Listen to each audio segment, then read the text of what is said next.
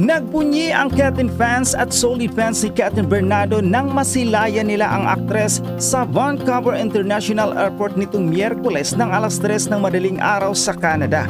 Umalis ang eroplanong sinakyan ni Kathryn sa Pilipinas ng 6:34 ng umaga ng July 24 at dumating nga sa Vancouver ng 3 AM ng July 24. Kung may mga fan na naghatid sa aktres sa Ninoy Aquino International Airport ay may fans at friends din ang aktres na sumalubong sa kanya sa Vancouver Airport. May tarpaulin pang hawak ang mga Kathryn fans na base sa Canada na super abangers talaga sa arrival doon ni Kathryn. Hindi expected ni Kathryn na marami rin palang fans ang sasalubong sa kanya pero super happy nga ito at game na game makipag-selfie sa kanila. Ang fresh nga tingnan ni Kathryn na parang hindi galing sa mahabang biyahe. Puring-puri rin nila ang kabaitan nito sa mga fan na tulad nila. Nakapag-post na rin sa Instagram story ang aktres para ipaalam sa followers niya na safe siyang nakarating sa Canada. Hindi kasama ni Kathryn sa biyahe ang mami-me niya na first time nangyari. Before kasi ay lagi niya itong kasama sa mga shooting, lalo na kapag abroad ang location. Pawang mga taga ABS-CBN Film Production Incorporated ang ka-join niya sa flight. Mababasa nga sa social media ang mga comment ng mga kababayan natin na nasa Canada. Super excited sila na nasa bansa na nila ang Asia's phenomenal superstar. Umasa silang makita nila si Kathryn pati si Alden Richard habang nagsushooting ng Hello Love Again sa Calgary. Sa July 27 naman ang alis ni Alden sa Pilipinas para samahan ang kanyang leading lady sa principal photography ng Hello Love Again sa Canada. Although nakapag-shooting na siya sa Hong Kong with Joros Gamboa at Jeffrey Tam noong June para sa ilang eksena ng kanilang pelikula. Samantala, magre-rest lang daw muna ng ilang oras si Kathryn at diretso na siya agad sa first shooting niya. Uunahin muna ang kanyang mga eksena habang wala pa ang kapuso aktor. Pagdating ni Alden ay agad kukunan ang mga eksena nila together. Matagal-tagal nga rin palang magkasama sina Kathryn at Alden sa Canada. Mahigit 1 buwan daw kaya umasa ang fans na marami ang pwedeng mangyayari sa panahong na yon. Siyempre si Kathryn Bernardo ay winelcome ng napakainit ng mga kababayan natin sa Canada. Alam mo naman sa Canada, ang mga Pinoy doon parang talbos ng kamote pag inihagis mo, tutubo, di ba? Ang lagi pong entry point kapag papunta ng Alberta, ng Winnipeg, lalo na po yung mga Calgary, Edmonton, Red Deer, Saskatchewan, Regina, lagi pong Vancouver. Isang eroplano pa ulit na sasakyan bago makarating sa kanilang destinasyon. Ang meron lang sa alam ko na straight flight sa Ontario. Ayan. Pero dito, ang entry point palagi, Vancouver. Ayan po. At nandun po ang mga kababayan natin talagang tinanggap po si Kathryn Bernardo ng napakainit. Lalo na ang mga Kathryn fans na nandoon. Ay, ako, puring-puri ng mga kaibigan ko si Kathryn. Alam mo ba, Nay, walang ka-makeup, slight na lipstick lang, walang kaala-alahas, napakasimpleng babae. At saka napakabait, sabi nila. Lumalapit pa sa mga fans, lagi may nakareding ngiti, hindi nagmaskara. Wow, yun! Yun ang kanilang yun ang kanilang papuri kay Kathryn, di ba? Opo, sinalubong siya ng Kathryn Magics Global. Di ba? Kasi sila yung mga tagahanga talaga ng Kathryn. At hindi po totoo na inihatid ni Alden Richard si Kathryn Bernardo sa airport.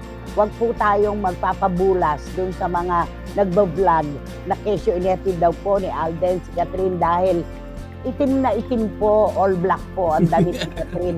Dun sa kanilang inilalabas ay nakaputi. Wag na po natin patulan yung mga ganyang klase ng mga pasabog. Diba? Kung ano-ano na lang, di ba? Nagsabi pa masabi lang. Yung vlogger na yun, sinabi pa nga na gusto na raw magpakasal ni Kathryn kay Alden. Sus Mariosep, hindi pa nga tayo nakatitiyak kung ano ang tunay na relasyon. Kasala na agad-agad. Di ba naman? Tama. Ayun. Ayan.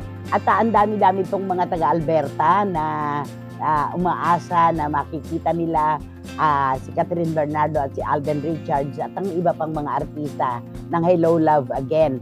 Ang Calgary, Edmonton, ayan, mukhang dyan.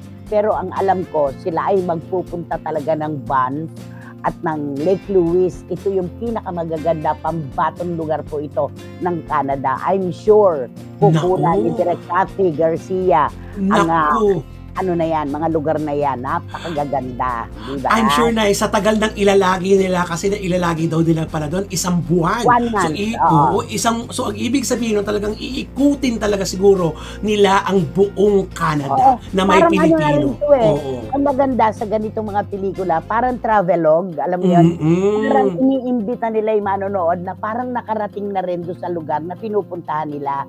Napakaganda po ng ganyan. At pag nakita nyo po kung gaano kaganda talaga ang Canada, ay nako, lahat kayo maiinganyo na doon na manirahan sa totoo lang, di ba? Yes! Ako Eto, sabi ni Juris Dr. Channel, sulit ang pagpupuyat ng mga fans na nag-abang sa airport dahil napakagiliw at pleasant si Catherine Bernardo. Bagaman hindi pa man ipapalabas ang Hello, Love Again, marami na ang umaasa na magkakaroon ng threequel at sana ay sa Amerika naman ang location shooting nila. Nakaka-excite. Oo nga. Ang balita nga, meron pa raw isang bansa na pupuntahan. Meron. Nako, Juris Dr. Channel, baka dyan na nga. Baka lumipat na nga dyan. Tapos biglang meron na namang cliffhanger. Diba? Tapos mapupunta pa na sila sa UK. Oo, grabe. Sabi ni Ching Bautista Silverio Hainay, kaya match na match sila ni Alden. Walang kayabang-yabang at malapit sa fans si Catherine. Thank you, Ching Bautista Silverio at John. Totoo yan. Maano itong mga batang to, alam nila ang mundong pinapasok nila at alam nila na ang publiko na humahanga sa kanila ang ginamit at naging hagdan, naging baitang ng hagdan tungo sa kanilang tagumpay. Yun. Present na, mas bagay kay Catherine, walang makeup at approachable, hindi tulad ni Julia Barreto na ayaw ng pictorial sa mga fans. Ano to? Alam ko kung saan pinagbasihan ni Jamie Dasha yung kanyang yung minsang nag-show sa Amerika. Yung ang grupo ng mga taga-ABS-CBN na sa halip na pagbigyan ni Julia Barreto, bagets pa siya noon. Pumasok siya doon sa sasakyan at hindi pinansin. Iba na, nagbabago naman ang panahon. Palagay ko naman nung medyo nag-mature na si Julia, alam na niya ang gagawin sa ganyang mga sitwasyon. Nakakatawa yung mga nakamaskara na akala mo feeling sikat na sikat, wala pang 1 year. Nalunod na sa isang basong tubig, hanggang ngayon lang yan. Talagang up to now, nakatapak pa rin sa lupa ang mga paa ni Catherine Bernardo. Talagang a very good girl.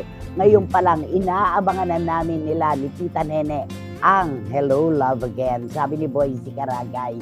Totoo naman, alam mo yung mga ganitong artista, alam nila kung saan sila nakatayo. Alam nila kung sino ang kanilang babalikan. Alam nila kung sino ang kanilang pasasalamatan. At hindi nila yan ipagkakait kanino man. Sa totoo lang, di ba? Nakita mo na yun, hindi pa nagsisimula ang pelikula para yung mga positibo na ang naririnig natin. So as umasa tayo, super positive ang resulta ng pelikula ito. Si Alden naman aalis sa Sabado, sa July 20 na din. Correct. Kaya mahiya po yung nagsasabi na sabay po silang umalis. Hindi po totoo yan. Kahapon, si Catherine. At si Alden naman sa 27.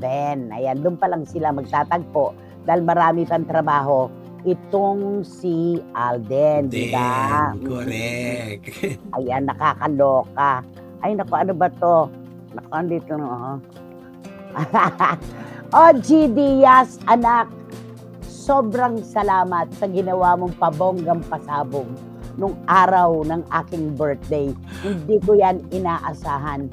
Sobrang salamat sa iyo, anak. Sabi ko nga, 1 kilos lang ni Oji, yung puso ko talaga ay lumuluwa sa kaligayahan, di ba? Hindi nakalilimot, marunong magbalik tanaw. Maraming salamat, di ba? Salamat sa pagkain. Ayan. Oo, pabongga talaga. Oo. Nay, kaya meant to be sina Kat at Alden dahil hindi po sila snob. Nakakatuwa po na sobrang dami na nilang supporters abroad. Chillax lang tayo mga Katden. Darating din sila sa takdang panahon. Lipas na po ang tamang panahon, sabi ni Mayang. Lara May Abrigo, maraming salamat.